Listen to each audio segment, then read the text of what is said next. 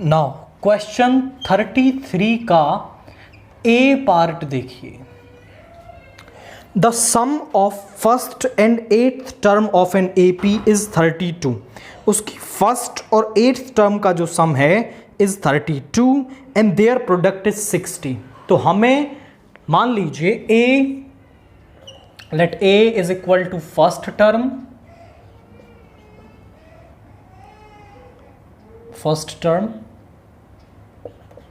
so according to first condition हमसे क्या कह रही है? Sum of first and eighth term यानी a plus a8 is equal to 32 और हम बोल रहे हैं d इज कॉमन डिफरेंस। तो a8 को हम लिख सकते हैं a plus 7d is equal to 32। तो ये हो गया 2a plus 7d is equal to 32। This is our first condition, यहां पर हमारे पास आ गई। इसके बाद कह रहा है and their product is 60। So according to second condition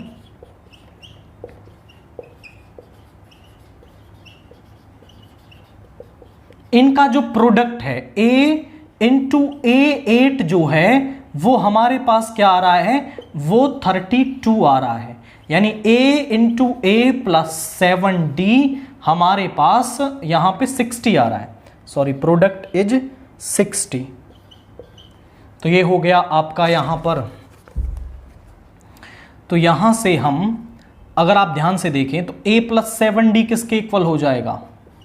a plus 7d हमारे पास हो जाएगा 32 माइनस a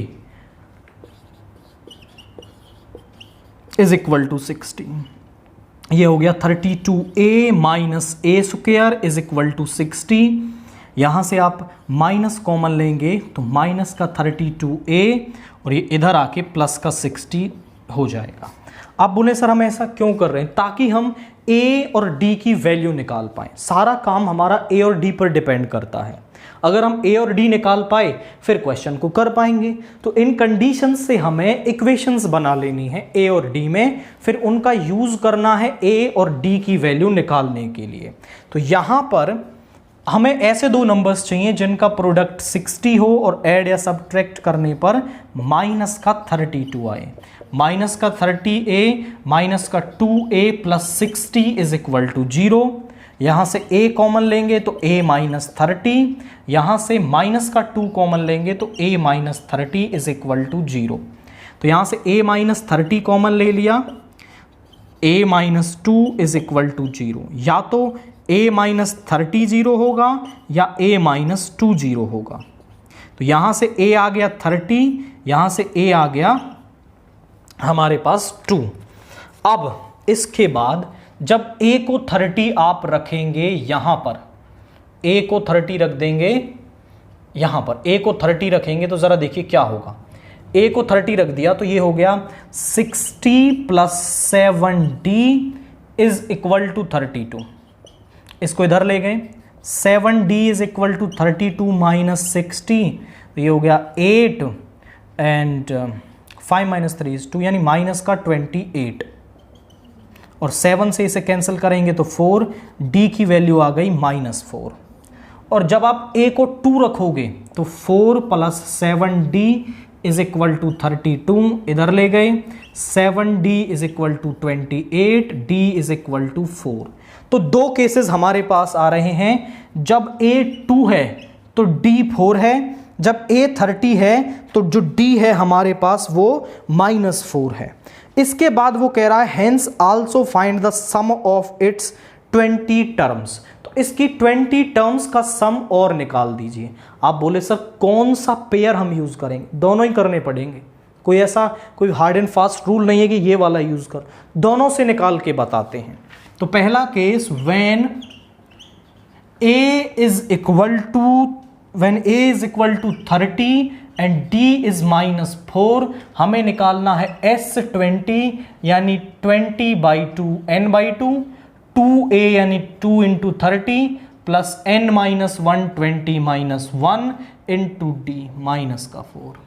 तो यहां पे आ गया 10, 60 और यहां पे आएगा 19 इंटू -4। यहां पे आ गया 10 इंटू 60,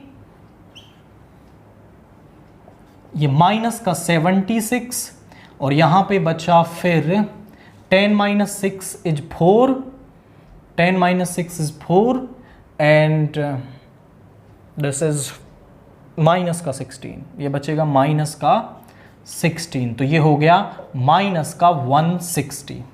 अब दूसरे पेयर के लिए निकालते हैं when a is equal to 2 and d is equal to 4।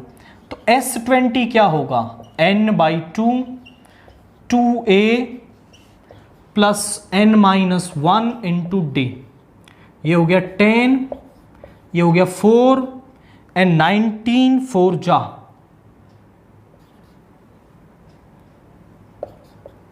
ये हो गया आपका, दिस इज 76, यानी 10 इंटू 80 इज 800।